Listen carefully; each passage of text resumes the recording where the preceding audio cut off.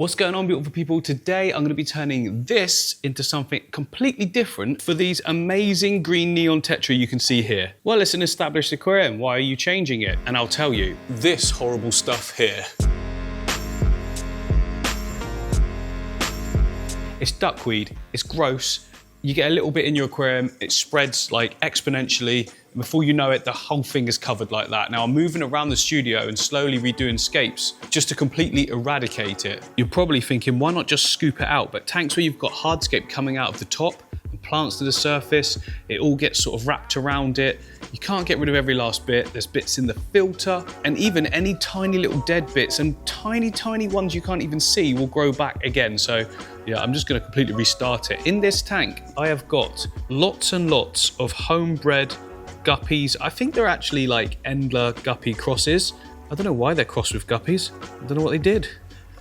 Anyway, I'll take these out temporarily. I've got a nice plan for a new tank for them straight after this one. First job is the most boring job though in the studio, which is breaking down a tank. Any plants that I can save, I will probably reuse them in the new scape as well. But yeah, just got to get it down, get everything out and start again. Oh no, I've got to start a new tank, as if I need an excuse. And I could just build it in this one and not have to break one down, obviously. But this one is annoying me. Because of the duckweed, I don't want to put my hands in it to do any maintenance and trimming, because it gets on your hands and then you like accidentally just transfer. I mean, I think that's how this has happened here in this one. Look, this is all duckweed as well, so I'm getting rid of it. We are starting a fresh one. We've got this beautiful looking tank right next door, and so we want to continue this theme and get everything on the top looking great.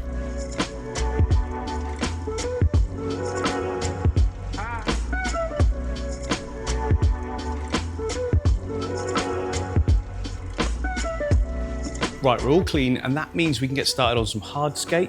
I don't need a substrate system in this tank. I'm not looking for loads of plants. I'm trying to create something that's like representative of how these fish would live. And they're not going to be out in like planted areas. They're in the sticks, they're in their bank area with lots of wood, places to hide, places to meet, like a social event. So that's what I want to create coming up the back. And it should also look really good because it's going to be a complete contrast to the tank next door that's got the dwarf Danios in. That's more like luscious river, and this is going to be like murky, dark, have them glowing. So we've got a few options. We could either start with the wood and build that up and then put some rocks in front of it, which I think might be the preferred way, or we could start with the rocks and then put the wood on top of it, which might make it look a bit too divided. Whereas if I put wood in first, any gaps I can fill with rocks. I'm gonna put some sand in, obviously.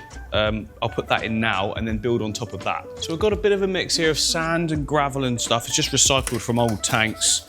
I'm gonna put that at the back just to create a bit of height. There's probably a little bit of nutrients in this, but to be honest, we don't need it. I'm not gonna be planting in the main section. I want plants at the top, but not in like the main tank, because I'm just going for that vibe of where these guys would sit and there wouldn't be plants. I mean, I'm sure there's cases where there would be, because almost anything you can imagine nature-wise is probably happening. Yeah, I just want something a bit cool and different. And all I'm really doing here is creating a soft, cushiony bed for the wood and the rocks to be able to sit on. Just pressing it down so it doesn't sort of slide everywhere. Then I can just cap over the top of it with some sand. Yeah, I'm gonna need more than that. And this is just ordinary like pool filter sand. It's nothing special, but it always gives a proper natural look, I think anyway. Not like initially when it's as clean as this, it looks like a beach, but you know, as we add more details and things, it's a really good base, like a really good start. Okay, we can start with that and then we can build from here. If you come to the side, you can see that's how much we've gone up. But that's really good now to be able to get some hardscape in. And I got some really nice big pieces of bogwood to start us off. I'm deliberately gonna leave gaps between everything as well because I wanna see the background because I've got a little bit of a surprise for later on. So I'm gonna just literally pile it in. Don't want it to look too neat. I also need to leave space for a filter as well. I'm not sure where that's gonna be. I did have it hung on the side here. Might be the best bet to continue doing that actually. Now quite a bit of this wood, oh that looks cool, yes, there we go. Flat, chunky bogwood, and then manzanita, this one is, gives it the different sort of curves and things like that. So foreground for that, flat background, it's kind of like a 3D background I'm creating. I've got a big piece as well. Again, that can loop over somewhere. That's quite cool. Look, the light's right back, but if I bring it forwards, looking good. Could of course stop there, but I feel like a couple more pieces reaching, a bit like that, coming into the foreground, just adds a bit more drama to it. Maybe I'm thinking about it too much, probably am. Does look pretty cool though. Look at the overhang. You've got all those places the fish can go in and out of, and then there's an open foreground should they fancy it. I mean, they'll come out for feeding, that's for sure. So if you've got a tank with like a lid, you could sort of stop there, but we can go a bit higher. We can create like an outcrop in the top, something for plants to sort of grip to that allows them to grow out as well. Yeah, so I've got some more sort of thinner, spindly pieces. And that could just stop nicely there. Maybe a bit odd looking, just poked up like that by itself, so maybe come across. It's just about finding what works. And what works is what you think works. I want that more the other side, to be honest. No, for me, this piece doesn't work. But that's okay, for me it's just about sticking stuff in there. You get a feel for it, and like you can tell I don't like that. Everything I've done so far, once it's placed a step back, I think, yeah, I like that. If you get that funny feeling, just don't go with it. There we go, see, look, I tried something different on that side because it just wasn't working there, and it does look like a continuation of this piece, and it also means it's up near the surface and I can pin plants to where it's touching the glass, and it will just hold them in place, and it should give us a really nice effect on the surface. Now, there's a lot in that aquarium, but they're only small fish and it's a decent size, and we do need some rocks as well, but I don't want to fill everything up completely of rocks. I think I'm just going to put a few key points. I'm going to put like something heavy, just so we can glue the wood, the base pieces to it, and then we can glue the rest of it to those base pieces. Hope that makes sense. So I've been rooting through all my rocks, trying to find a specific stone, and I found 5 pieces of it. This is elderly stone or elderly rock. It's got quite sort of square geometry to it. Is that the right word? Geometry? Strata? I'm not sure. Anyway, it looks really cool. And we don't need much, so that's perfect just to hold down some of the wood, but also looking great as well.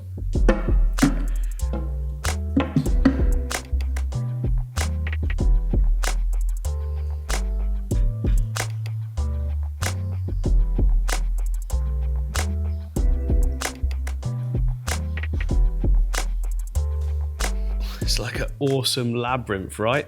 It's just a case now of gluing everything down. I use the Superfish, there we go, Superfish super glue. It's the gel form, so it makes like little bubbles, and then you just got to leave it for 24 hours, or you can spray stuff on it to make it work quicker, but it's just take our time. So yeah, just gonna go around, dab it all up in different points, contact points, and then just wait till tomorrow and it should all be stuck.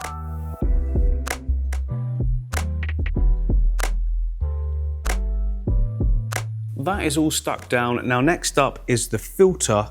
Down here in this little box of like recycled ones, well not recycled but not used anymore, I've got a fair few to choose from. Now I can either go with one like this size, which I can probably hide pretty well in the wood, or there's one sort of even smaller, which will work really well too. I mean, you don't need a huge amount of filtration for the fish that's going in. Plus the fact that all that substrate at the back that's banked up is gonna act as biological filtration as well. And I'm hoping the larger one can just sort of slot in this gap. Good so far, good so far. Yeah, nice, and it sits on the wood neatly. You can't really see it too much, plus there'll be plants in this area, so yeah, I think that's a good one to go for. And I've got some sponges here, look, of different coarseness to go inside, so you want to put the... So the finest stuff goes nearer to the top, then medium in the middle, and then the coarsest down the bottom where the majority of the junk is getting pulled in initially. I've used these filters tons and tons before, they work really well. So that's all prepped, we can just slot it in, ready for when we need it. And I've just got a few stones and pebbles just for a little bit of interest and detail in that sand, because it's very clean, isn't it? I don't want loads though, it's just for a bit of extra detail. And I think that's it, building wise. I could fill it up with water now, I guess, because I'm not putting plants in. Crazy, I know. Well, I say that now. Let's wait and see.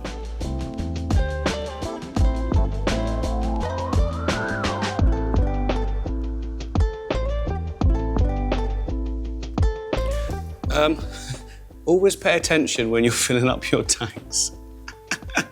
Okay, crisis over, all cleaned up. Oh, that water level's a bit too high for my liking. We'll definitely get fish jumping with it that high.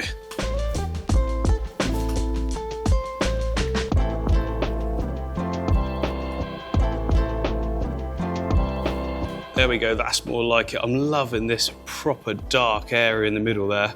I've got a feeling that's where they're all gonna congregate, but that's the idea. We're making like a green neon refuge, and I've got a feeling that bit's gonna be the refuge. Now I've also got some botanicals here that oh, that's not a nice noise. I picked these out of the bottom, some other tanks when I sort of broke them down to restart, but they have been outside, sat in the sun, so they're all dry, but I'm just gonna boil some water, put them in a bucket, and then they should sink. So the botanicals have been boiled, and most of them are sinking. We've got lots of like twiggy things, and look at these cool bits, they're mulberry leaves. And they might move around a bit in the flow, but that's fine. They can sort of just get caught up wherever they want. And of course, we've got to have the good old fashioned, let the air out, Mr. Pac-Man. Get him in the corner there. Oh, that looks perfect like that. You can't really have too many because in these areas where the fish are going to be from, it's just absolutely tons of leaf litter. A couple of pieces. Are these going to sink? Not yet. Oh, that one is kind of sinking. I can sort of lock it in place. Some twiggies up here as well. Look, they're not ready yet, but by tomorrow they should be sinking. A bit more down in this area. Oh, they look so good. Look at that. Some more over there. Not overthinking it. It's like all the different textures and sizes of things really make it come to life. Like just little twigs and stuff like that. It works really well. That one doesn't want to sink either. Oh, that little bit of wood has just come loose at the back. It's from the movement. That's okay. We can sort of clamp it in place, leave it floating for now. It'll be fine by tomorrow. And we're already getting some nice sort of subtle tannins to the water, which looks really nice.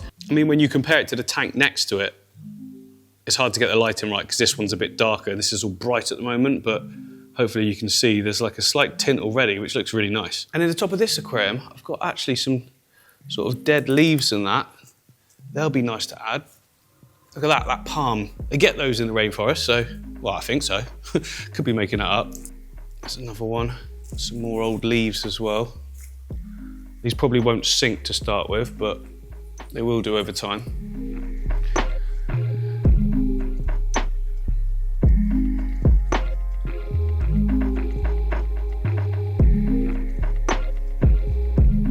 Oh, that is awesome. That really has made it come alive. I love the palms. I'm gonna look for some more of those actually.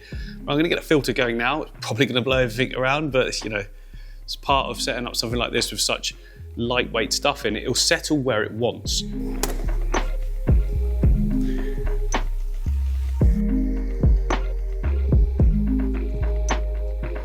So this worked out quite good and it's deliberate. The outlet is hitting that piece of wood, which means there is flow, look, but it's not blasting absolutely everywhere. We don't need it to.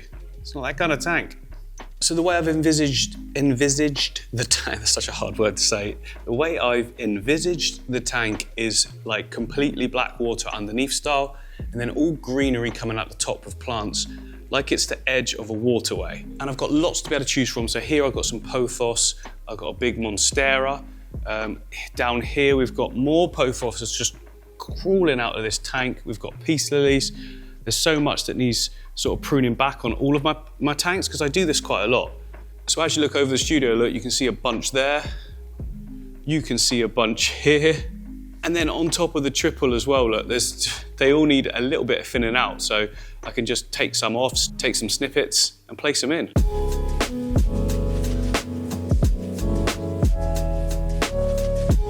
I've got a really nice peace lily here, look, with all the roots. They can droop in the tank. And peace lilies can sit quite nicely in the water as well. It doesn't matter, even if you get it on the actual like sort of stem part, it doesn't hurt it at all. Tuck those roots in a little bit. And they'll just continue to grow down and like sort of bind all the wood. Looks so good. So what we've effectively done there is added an increase in the biological filtration. So we've got the mechanical mainly in that filter, you know, that's not going to harbour a lot of beneficial bacteria. So we've got biological filtration in the substrate, in all of the surfaces obviously in the tank as well, and then even more with the plants come out the top because they will pull nutrients out of the water like you would not believe to just keep growing. and give this about a month, and that, what you see at the top there, will be double the size, it will be trailing over everything else. And that means that we've got 2 tanks now up here looking really good. I do need to take some floating plants out of this one though, because it's getting pretty dark underneath. Yeah, look at that lot. But that's cool because I'll switch some of the floating plants across. I just want the mini water lettuce with the trails coming down. I think that looks really cool. Put those in there as well, but not too many. You know, I think it'll spoil the look if there's too much. Just want a few pieces. It'll grow so fast, it'll multiply in no time, and I'll have them all over the tank anyway. And again, with the flow, this is all just going to settle where it wants, probably in one corner. But that's fine, we don't mind. Actually creates quite a nice little backdrop. Some of them get caught up in the plants like here and just continue to grow.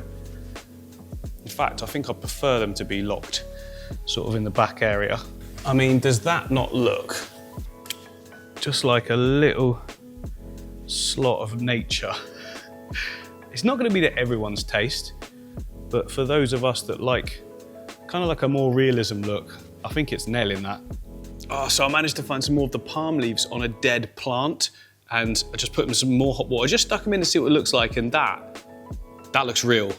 Well, as far as memory serves, I'll put up some pictures of like the real environment, other than the dark tint, which is going to happen over time. But yeah, loving that. There's nothing left to do now, apart from put the fish in. But before that, actually, no, there is something I did buy to put behind it for a backlight. So I've got this light, which is actually designed. Oh no, I need a knife. This is not a knife, but I'll make it work. So yeah, this light is designed to sit inside the tank, but I'm just going to put it behind it and put an up light of like orangey sort of yellow, just to get it looking even more moody. It might work, it might not, but I thought I'd give it a go. So I've just got to like sit it behind, flat down, and then facing up. Okay, then switch it on, moment of truth. Oh, yes. Nice, it's subtle. I didn't want anything too much, but that looks awesome. Yeah, I love that. You can see it through all the sort of gaps and that. Just like a little glow in the background. Now, if I wanted to make that even brighter, I could just get a piece of white card or paper attached to the top, angled slightly backwards, and just so it sort of made it even bright against the white, but I don't want it too much. I think that's just right. Any more, it'll look a bit sort of synthetic, do you know what I mean? Well, it is, but right, we can definitely put the fish in now. Okay, guys. Are you ready for your new home? Oh, they're gonna look so good in there, if they don't all hide. So we're now ready to release the fish, and I am intrigued to see where they go. There we go, some of them pretend to be, Tetra's always the same, they pretend to be stunned to begin with, and then they're absolutely fine. Okay, they're hidden straight away, I would expect that. They're a little bit discoloured at the moment as well, but that'll be the stress of moving. But especially in this environment, they're gonna colour up. Oh, there's a snail just dropped. Yeah, I'll put some snails in as well with them because they're gonna chew on some of the mulch that breaks down. But I wouldn't be surprised if these guys get comfortable very quickly. It's almost gonna be one of those ones where you see them peeking out of places, coming forward, going backwards, sort of properly exploring the tank. That's what I'm hoping for anyway. Well, it's now only been 5 minutes. They're already colouring up, look, and they're getting comfortable very quickly. They're not even shy of me being this close to the tank. Yes, I think this is going to work well. They seem really, really comfortable. You might be wondering why they're called green neons when they look blue. Well, they're nowhere near as blue as like traditional neons and cardinals. There's more of a sort of greenish hint to them. Oh, that looks wicked. What a shot. Thanks, guys.